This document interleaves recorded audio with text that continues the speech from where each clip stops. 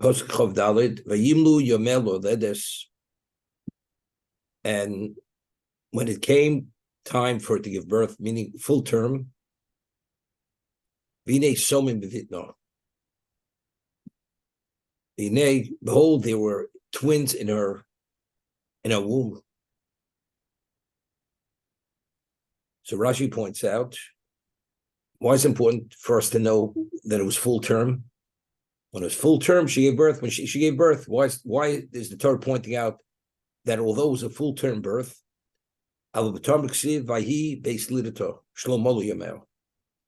Tamar, who was the mother of the children of Yehuda, doesn't say it was full term. There, it was not a full term birth. It was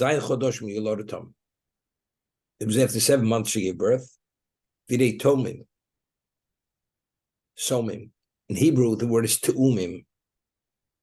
So an aleph and a yud are missing, are deleted. Choser ubetomer te'umim moli. By Tomer, although it was not a full-term birth, pregnancy, it says te'umim. The children that were born were complete. What's the Torah telling us? Development-wise, I mean, Esav and Yaakov were also physically developed. So evidently, that we're speaking of development is referring to spiritual development, meaning potential-wise. Tomer, although in terms of the pregnancy, it wasn't a full-term pregnancy, nevertheless, the children were completely developed, meaning the spiritual potential already was in place after 7 months. And here, even though it was a full-term birth, it was lacking. It was lacking in spiritual potential. This birth, there was a deficiency in the birth, because one of them was a Rosh Esav.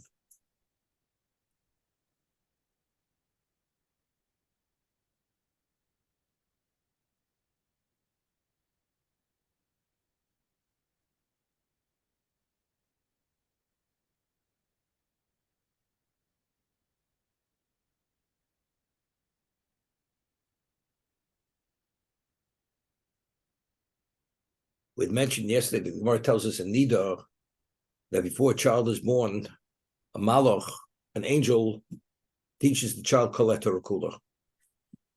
Its entirety. The children of Tamar, it was not a full-term pregnancy. That means in 7 months, what normally takes 9 months for a child to be taught, the malach taught them in 7 months. I think that's the point. We had mentioned yesterday that the spiritual destiny of a person, his capacity, potential-wise, is based on what the Malach teaches him. Whatever the Malach teaches in utero, that determines what your spiritual capacity is, what the potential is. Although Tamar was pregnant for 7 months, in 7 months, the Malach was able to infuse in those 2 children what normally takes 9 months. That's what it says. Although it was a deficient birth, it was not a full-term birth, nevertheless, it's te'umim. They were complete. They were spiritually complete. However, here, although it was 9 months, there was a deficiency in the birth. Esav did not have the malach. The malach did not teach Esav Torah.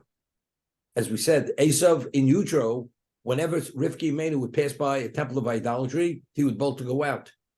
So there's no question. The angel only taught Yaakov.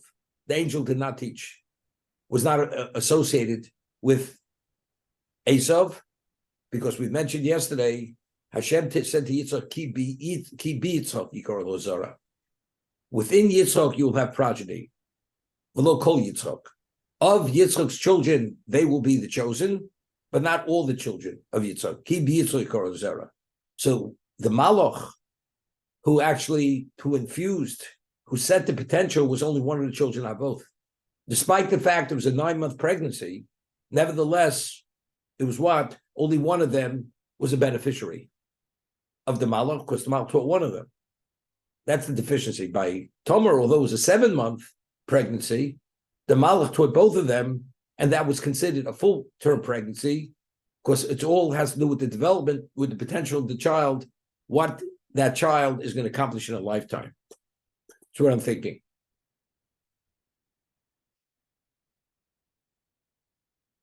Rabbi? Second. Over here, the Balaturim cites the Medrash. The Medrash tells us that after Rivka gave birth, she had no other children. Why? So the Medrash says that when Esav was thrashing within the womb of his mother, he destroyed her reproductive organs, that she should not be able to conceive again. Rivka could have had 12 children. 12. She could have been the mother of 12 tribes. But because Esav was thrashing, he destroyed her reproductive organs. Therefore, there's only one. One came out, Yaakov. There would have been 12 otherwise. What's the difference between Tu'umim and Tumim? Yud Aleph, 11. What's lacking in this birth is 11. There could have been 12, but what was missing was 11.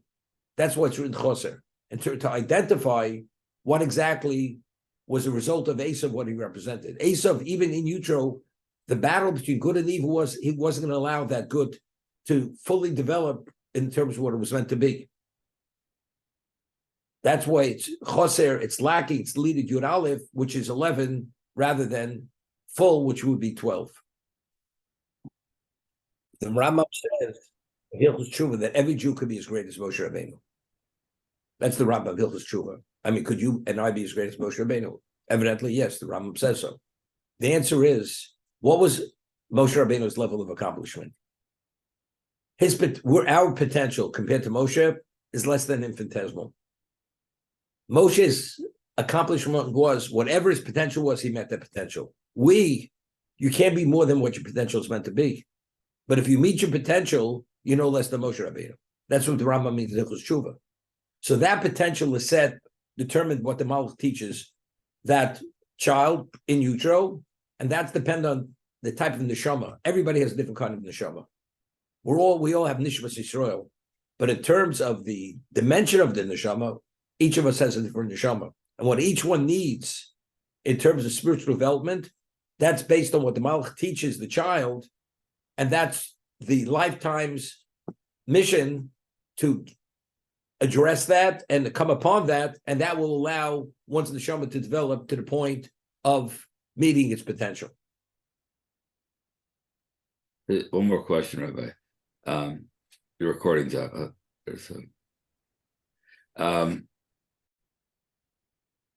Rashi cited two opinions. What the Yisratzu Abonim, the agitation, was it each one was bolting to go out, or they were fighting over Shnei Olamos, meaning the spiritual world and the physical world. So the Medrash tells us that when Yaakov returned from Lavan, and he had tremendous wealth, and he said to him, "Why'd you send this gift to me, this enormous gift?" So he says, "Limtzo chen be'enei Adoni Esav," to find favor in the eyes of my master. And who are these children? Who are these people? My children, Asher Chanani Hashem. These are the children who God gave to me graciously. And then Esav says, "But I have so much. I have Yeshli Rov. I have so much." What does Yaakov say? Yeshli Kol. I have it all. I mean, whatever Hashem gives me, that's what I have. What exactly is this dialogue between the two of them? Hashem provides the material to facilitate the spiritual. It's a challenge, because the question is, what do you use that physical for? The material. Do you use it as an end unto itself, or do you use it only to facilitate the spiritual? But whatever it is, it definitely has this potential to facilitate the spiritual. Meaning, whatever you need to facilitate your physical, Hashem provides. Yaakov said, "Yeshli Kol." Whatever I need to develop my spiritual, I have it all. If Hashem would have given me less, what does that mean? That means less would have been sufficient for me to develop my spiritual, because the material is only a means, it's not an end. According to Esav, it's an end unto itself. Once it's an end, there's no end to it, because you can't take in the whole world. So to Yaakov, it's always Yeshli Kol, because whatever I have it because Hashem gave it to me, because that's necessary to develop my spiritual. So now what happened was the Medrash, this is Medrash now. The Medrash tells us Esav comes and he sees this tremendous wealth. If this was the gift you sent me, and this is only a pittance compared to what you have, but there was an agreement. In Utah, we were fighting over to both worlds, the physical world and the material world. And we agreed your world is the spiritual world, my world is the material world. And here you have all this wealth. I mean, you embezzled it from me. So he says, no. When you have the physical world, you have no relevance to the spiritual world. When my relevance to the material world has nothing to do with the material. That's only to facilitate the spiritual. So Esav says, I never realized that. Let's redivide. Give me a piece of the spiritual. He says, no, it's already the boundaries have been set. You're the material, I'm the physical. Meaning, in essence, you're evil, I represent the good. Therefore, the material is the challenge, and that's to facilitate the spiritual.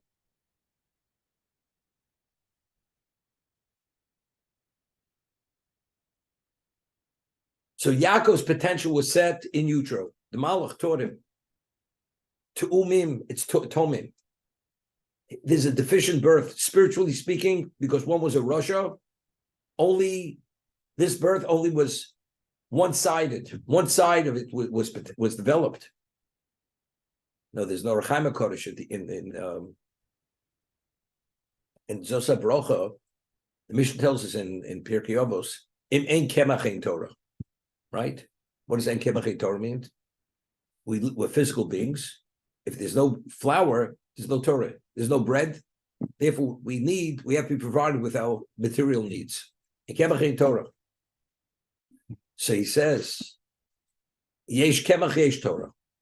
Im ein kemach, so the question is, but if we're physical beings and Hashem wants us to use the material to facilitate the spiritual, so why is there a lack of kemach? This is the Orach Chaim HaKodesh opinion. You know what the answer is?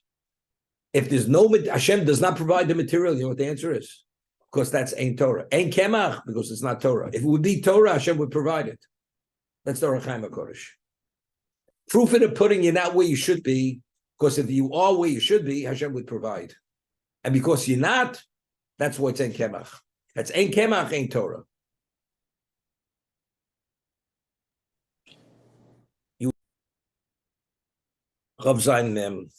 This is after Yaakov receives the bracha. Esav comes back and he realizes that he was duped. And initially, Yitzchak says, I've already given it away. So it says he starts crying and he wails, and Yitzchak gives him a bracha.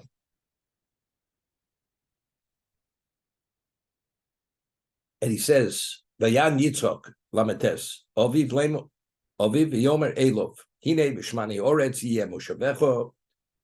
You will have from the fat of the land will be your location, and the dew from above, from heaven from above. You will live by your sword. You will serve your brother. You will serve your brother.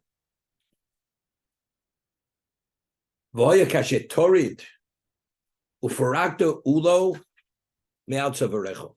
does that mean?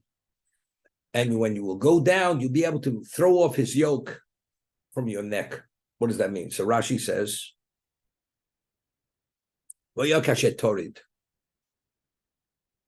Loshen tsar, when you'll be pained. He says, when you, Esav, will be pained, you'll be able to throw off the yoke of Yaakov from your neck. You will no longer, yoke always indicates servitude. You will not be subordinated to Yaakov. So Rashi says, when the Jews will violate the Torah, and you'll have a basis for a claim for the brachos that he took from you. Here, when you'll have a basis for a claim, and when will they have a basis for a claim that legitimately you're paying that you were denied, which you felt was rightfully yours? When the Jews will not observe the Torah. Torah. What does one thing have to do with another? When the Jews will not observe the Torah, you'll have a claim, and because that claim will be legitimate, will be valid, you'll be able to throw off their yoke.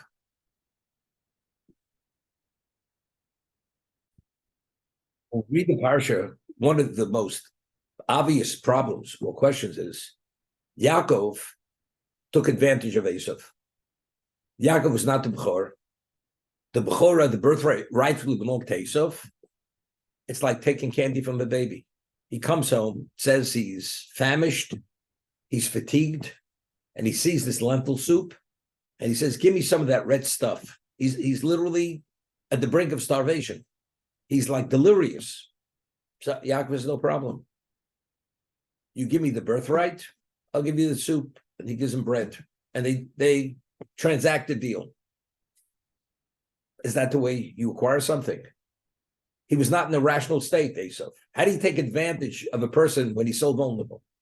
Yaakov took advantage of him. Right? It's an obvious question. And it doesn't speak well of Yaakov's behavior, if you read it. But if you look in Rashi,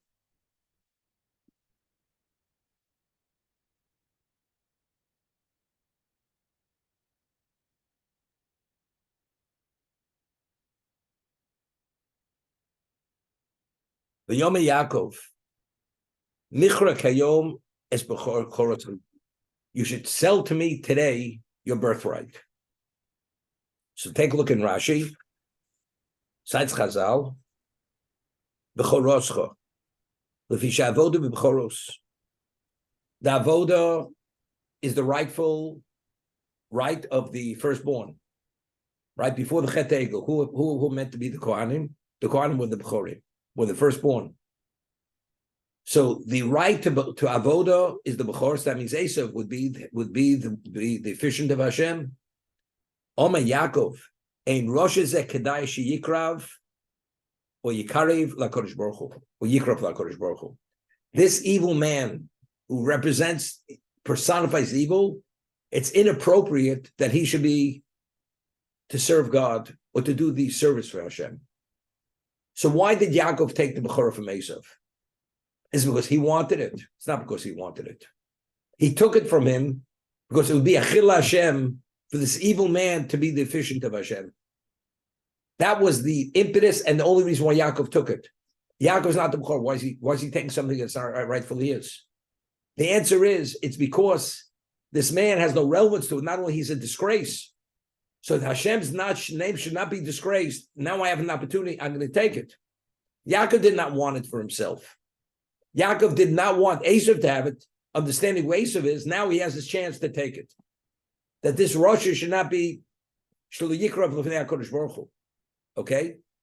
So if that was the impetus, that Yaakov is not qualified because he's Esav is not qualified because he's a Rosh. And not that I have a right to it, but now somebody has to be deficient. Who's going to be deficient? Myself and my children. But what about, so that was the basis to take it. What about if the Jews don't behave appropriately? They don't observe the Torah. So the original reason to take it is no longer there. So therefore, that's what Yitzchak says. As long as the Jews toe the line and we observe the Torah, that's Rav Yavot Tzoyer. The elder will serve the younger. But when you be pained, when will that be? And you'll have a claim that they have no right to take it because the Jews themselves know better than you are. Then you'll take it back, you'll throw off their yoke, and you'll have the upper hand. That's exactly. So Yaakov is not here to take advantage of Esav. It's like taking candy from a baby. I'll give you an example. Something is right, the Gemara tells us in Brochos, Shlomo says, Ki lekach tov nasat lochem torasi al tazovu. I've given you some of the best commodity, torasi al tazovu. Don't abandon it.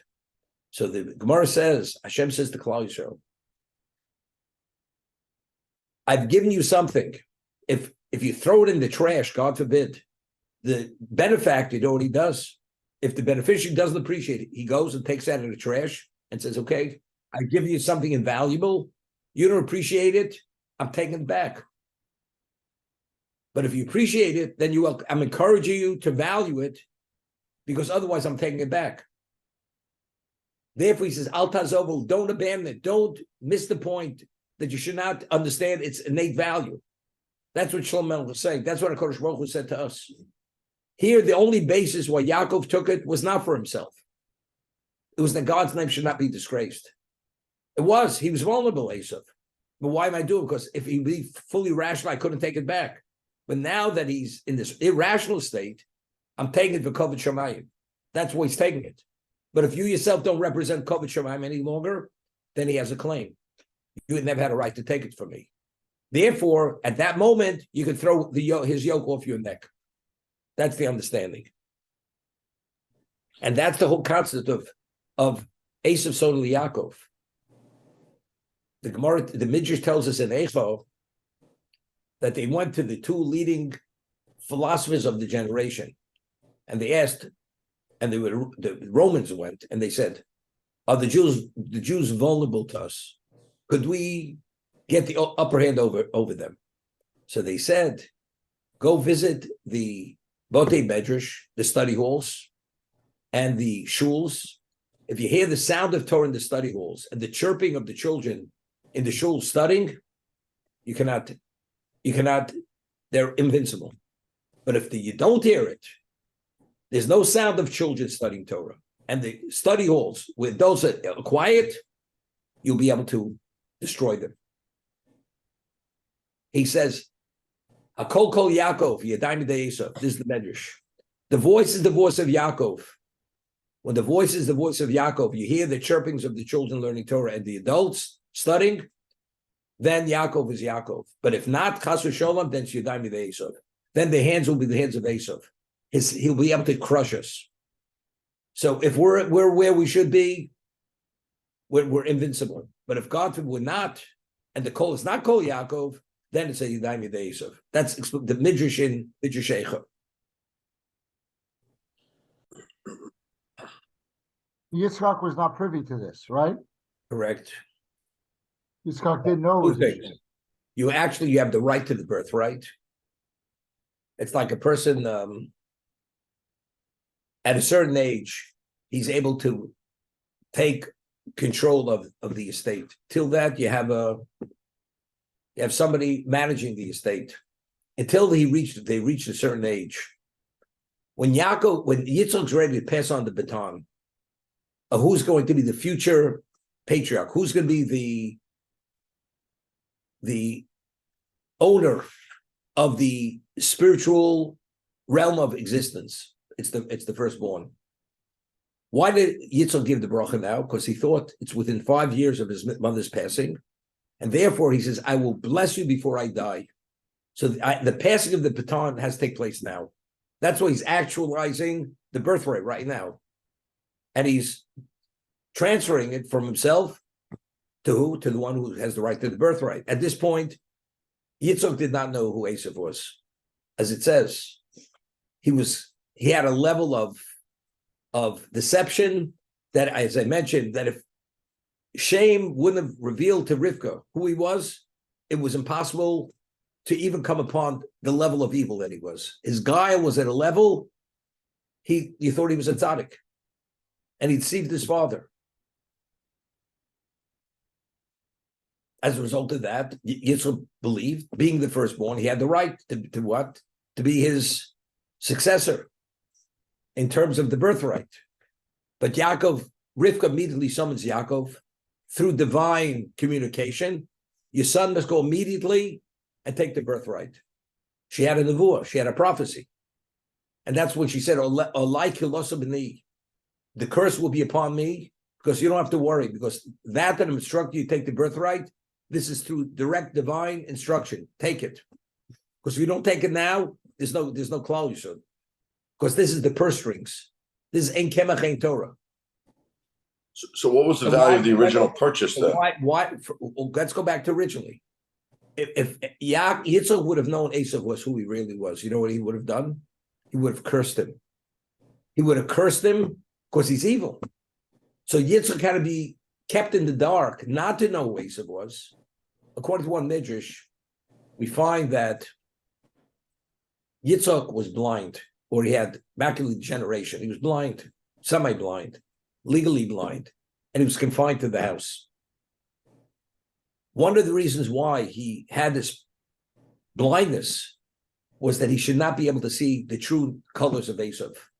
So when it comes to give the blessing of the birthright, he should be able to be deceived and to not understand that this is Yaakov, not Esav. As much as he put on the skins, the goat skins on his chest, on his hands, if visually Yitzchak could have seen, he would have seen this is not Esav.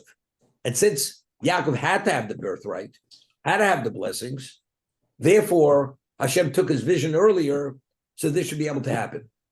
But if Yitzchak would have known Esav and would have seen, and it says he was confined to the house. Because if he would have gone outside and would have heard what people are saying about Esav, he would have cursed him. He would have cursed his son. And the whole struggle between good and evil would have never happened. As I mentioned, Shem only revealed this to Rivka. Although Yitzchak was a prophet and Avram was a prophet, they were in the dark. They had no idea what this was all about. And each one for his own reason. So the whole deception had to happen because otherwise the whole scenario would have never unfolded. I probably didn't ask my question right. What is the value of the purchase of the birthright if he has to subsequently go and deceive Yitzhak again? Okay. The purchase, why? Because he had a legal claim. Yaakov had a legal claim. It was rightfully his. He was taking what was rightfully his. If he wouldn't have purchased it, it was irrelevant. I want it. It's not yours to take. But since Esav relinquished it, and Yaakov was the rightful owner, now he has to take what's rightfully his. How does he take it? So he has to take it through deception, because otherwise he couldn't have taken it. Because if Yitzchak would have known, believing that Esav was truly the Bechor, it wouldn't have happened. And if he would have known the true nature of Esav, he would have cursed Esav. So the whole balance between good and evil would have never unfolded and happened. And disclosing that he had purchased it, like, hey, listen, I don't know what to tell you, Dad, but your firstborn, for whatever his reasons were, sold it to read me. Earlier, after he purchased it, it says Vayivas Esav Esav Bechora. He disgraced it. You have something so precious. How do you sell it?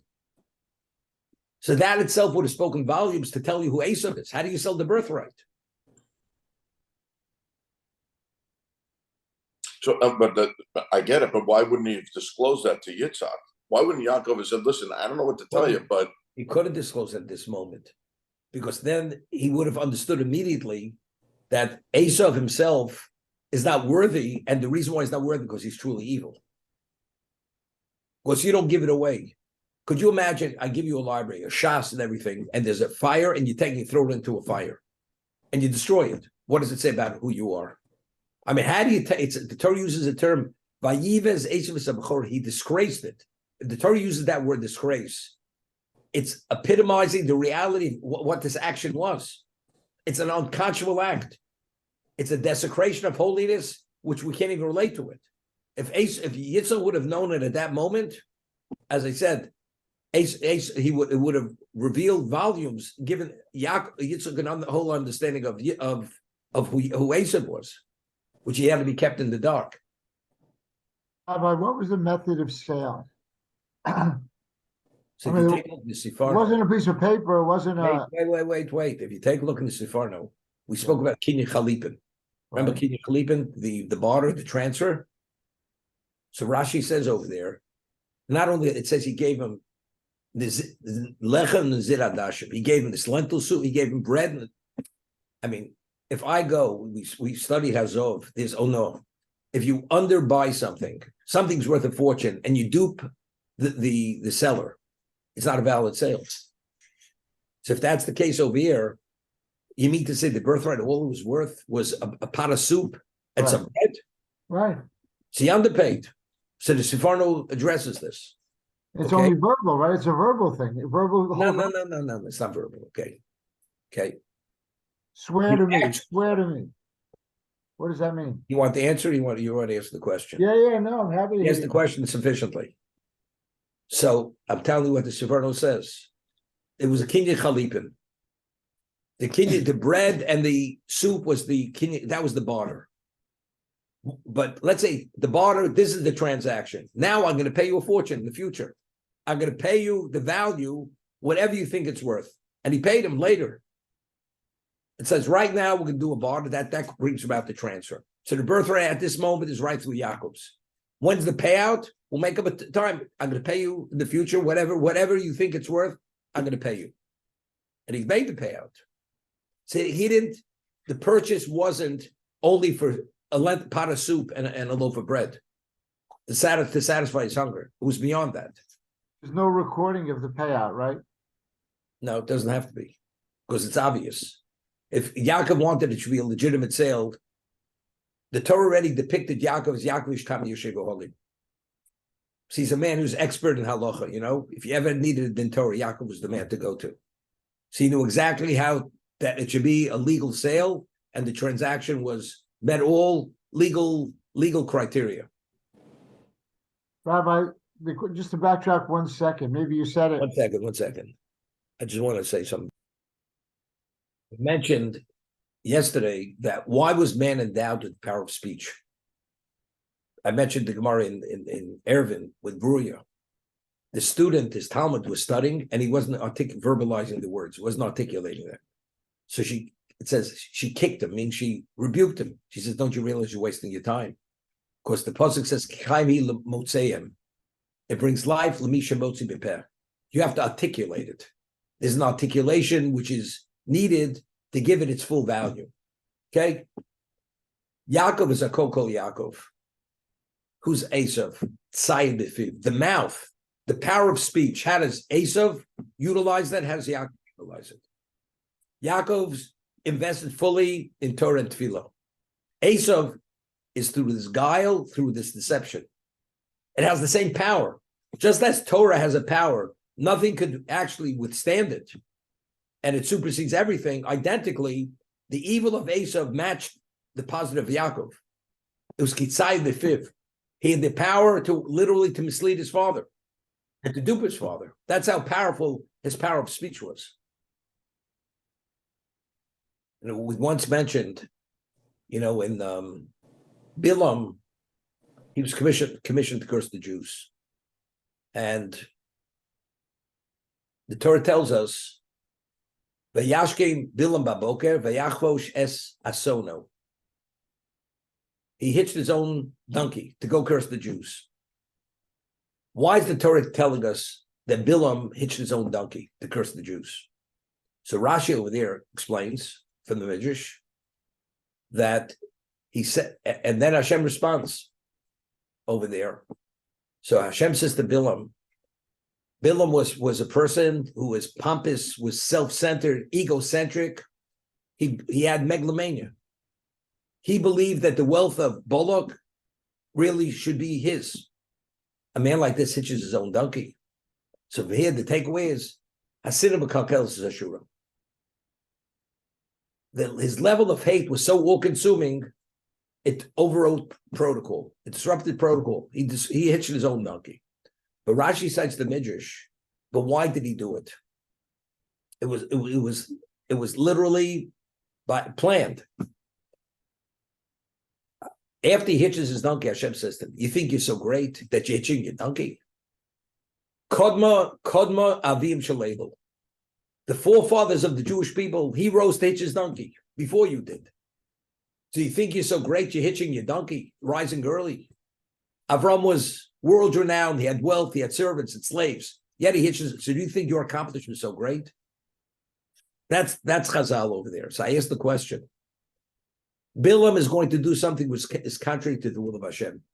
He says, "I don't want you to curse them." What does he do? Not only he's going to curse them, he hitches his own donkey to show how bent he's on bringing this about. Hashem has to respond to this. You think you're doing something so great? Their forefather had already preceded you. He also hitched his own donkey.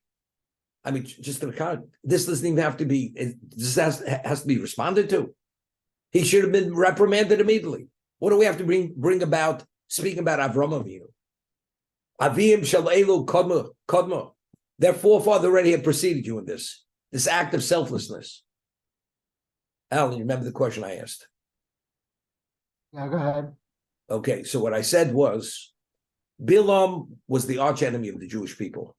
He wanted to bring a level of prosecution against us not to be believed. Bilam was saying to Hashem, if I myself if I'm able to subordinate my ego to such a degree that I'm able to hitch my own donkey, to do something contrary to the will of God, that means man is endowed with an ability that regardless of who he is, you can subordinate that to do what you want to do. Have the Jewish people ever invested that ability to bring about your glory? So it would have been a prosecution. If the Jewish people never ever actualized that ability in the positive column, it would have been a prosecution which we can't respond to. Hashem says, you know something? The Jewish people already actualized that characteristic to bring about the greatest glory, which was the Akedah. Okay? So it said, when we make a siyum, there's many things we say. We say, Heim rotzim v'anu rotzim. They run, the world runs, and we run. We run, l'chai l'mabo. Where does the world run? L'ber shachas. They run to the depths of hell in terms of the behavior. So the question is, what do we have to talk about the world? Let's talk about ourselves. Anu rotzim. Anu rotzim l'kabel and schar. We run for the sake of receiving reward. What do we have to talk? Heim rotzim l'ber shachas. You know what the answer is? The same answer. Because with saying that characteristic, the way the world runs and pursues the material and whatever they do with that intensity, with that total selflessness, we use that same characteristic, l'kabel schar. Heim rotzim anu rotzim. The same rotzim, the way they run for that, we run for this. That's the counter that there shouldn't be a prosecution against us. Similar to what Hashem had said to Bilam, you think you're the first one to do it? Their founding forefather, he had already preceded you to actualize that characteristic. Rabbi, No.